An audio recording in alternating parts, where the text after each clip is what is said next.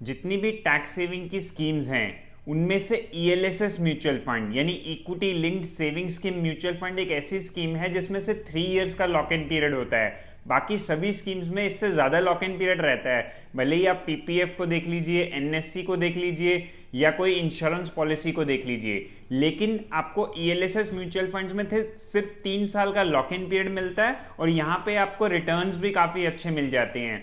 लेकिन जब हम लॉक इन पीरियड की बात करते हैं तो अगर आप लमसम अमाउंट इन्वेस्ट कर रहे हैं यानी वन टाइम अमाउंट इन्वेस्ट कर रहे हैं तो आपका 3 साल का लॉक इन पीरियड है ही, आप 3 साल के बाद अपना पैसा निकाल सकते हैं। लेकिन सजेस्ट ये किया जाता है कि जब आप ईएलएसएस म्यूचुअल फंड्स में इन्वेस्ट करें तो कम से कम अपने पैसे को 5 से 6 साल तक होल्ड करें, क्योंकि ये मार्केट रिलेटेड होते हैं और लॉन्ग टर्म में ही शेयर मार्केट में जब हमारा पैसा लगता है तभी एक अच्छी ग्रोथ हमें मिल पाती है।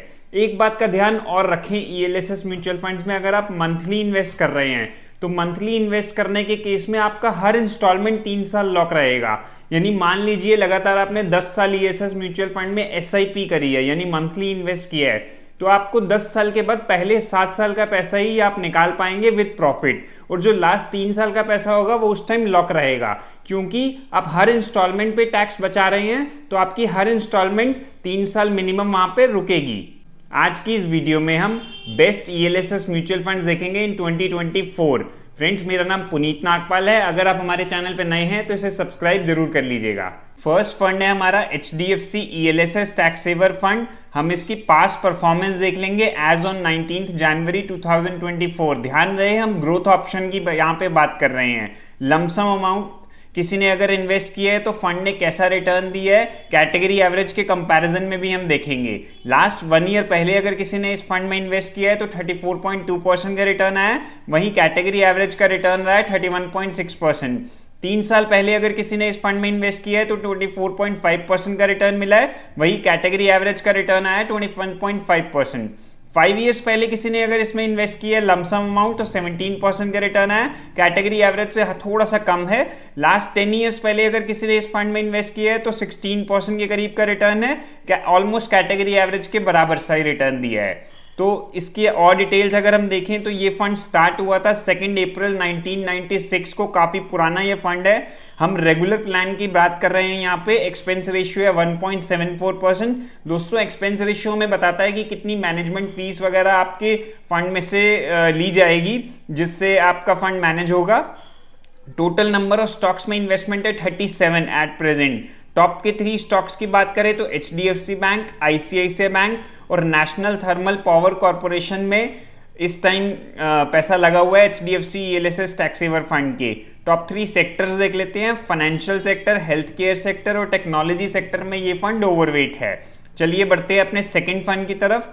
पराग पारीक का ईएलएसएस टैक्स सेवर फंड, इसके भी रिटर्न्स देख लेते हैं लमसम के। अगर लास्ट 1 ईयर पहले किसी ने इन्वेस्ट किया है तो 28% का रिटर्न है, 2 इयर्स में 15.8% का रिटर्न है, 3 इयर्स में 21.5% का रिटर्न है, और सिंस इंसेप्शन, ज्यादा पुराना फंड नहीं है ये, सिंस इंसेप्शन 23.3% का रिटर्न है।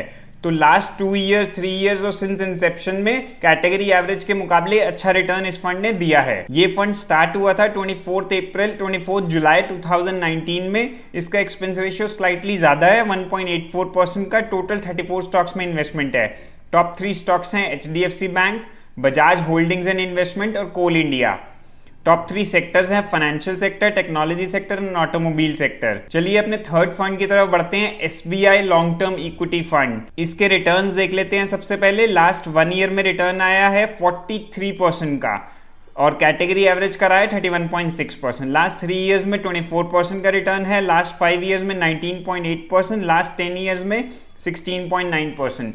देखिए दोस्तों, इस टाइम ज्यादा रिटर्न्स इसलिए भी मिल रहे हैं क्योंकि मार्केट काफी ऊपर है। लेकिन आप मान के चलिए कि अगर गोइंग फॉरवर्ड आप किसी भी ईएलएसएस म्यूचुअल फंड में लॉन्ग टर्म के लिए इन्वेस्ट कर रहे हैं तो 12-13% की एक्सपेक्टेशन रखिए। आप 20% 30% की एक्सपेक्टेशन रख के मत चलिएगा। 12-13% एक्सपेक्ट करिए, 12% की रिटर्न भी आ जाती है तो आपका पैसा 6 साल में डबल हो जाएगा। चलिए SBI long term equity fund के बारे में और बात कर लेते हैं। ये फंड स्टार्ट हुआ था 31 मार्च 1993 को। इसका एक्सपेंस रेशियो है 1.67%। टोटल 66 स्टॉक्स में इन्वेस्टमेंट है। आईसीआईसीआई बैंक, एचडीएफसी बैंक और लार्सन एंड टूब्रो हैं टॉप 3 स्टॉक्स। कितनी परसेंटेज होल्डिंग है वो आप स्क्रीन पे देख सकते हो। टॉप 3 सेक्टर्स हैं, financial sector, energy sector and health care sector. तो दोस्तों ये थे 3 ELSS म्यूचुअल फंड जिसमें आप इन्वेस्टमेंट कर सकते हो, पर ध्यान रहे ये एक एजुकेशनल वीडियो है, आप अपनी रिसर्च जरूर करें किसी भी फंड में इन्वेस्ट करने से पहले। आज की वीडियो यहीं तक है, अगर आपको पसंद आई हो तो इसे लाइक करें, हमारे चैनल को भी सब्सक्राइब कर लीजिएगा। Thank you for watching.